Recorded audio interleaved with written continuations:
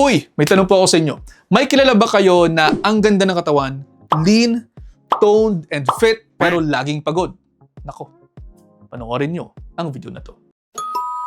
Kung ikaw ay lagi namumutla, lutang, hindi makapag-focus, kung ikaw ito, nako, baka akala mo lang okay na napayat ka at may abs ka, pero what if I tell you, pwede ka palang undernourished kahit physically fit? Ito yung tinatawag natin na fit but malnourished. Often it happens sa mga fitness enthusiasts, strict dieters, low calorie po ang kinakain nila pero high processed foods. Maari kasing kulang sila sa mga nutrients, specifically iron, vitamin B12, magnesium, folate at yung macronutrient na protina. Ito po ang ilan sa mga sintomas niyan. Laging hilo, laging pagod, mahina ang memorya, nagkakaroon ng cold intolerance, sumasakit ang kanilang ulo, hair thinning, brittle yung nails, at iba pa. Ngayon, pag-usapan po natin ang pagkain. Kung ang pagkain po ninyo ay protein shake at lettuce lamang all day, walang diversity, o pwede pong walang sustansya yan.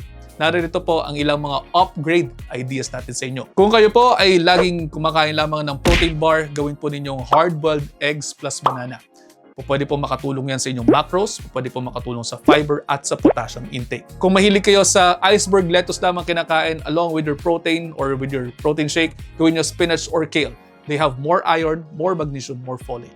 Yung low-calorie desserts ninyo, gawin po ninyong chia pudding with almond milk and berries. Ang tip ko po sa ating lahat, kasama ako, huwag puro counting calories lamang ginagawa natin. Let us also count our nutrients. And please, huwag po kalimutang kumain ng totoong pagkain. Real food, whole foods like whole grains, legumes, colored vegetables, oily fish like your sardines or salmon, at kung may symptoms ka at ayaw mo magpa-lab test, subukan mong i-assess muna ang plato mo. Tanungin mo ang iyong sarili. Colorful ba ang plato ko?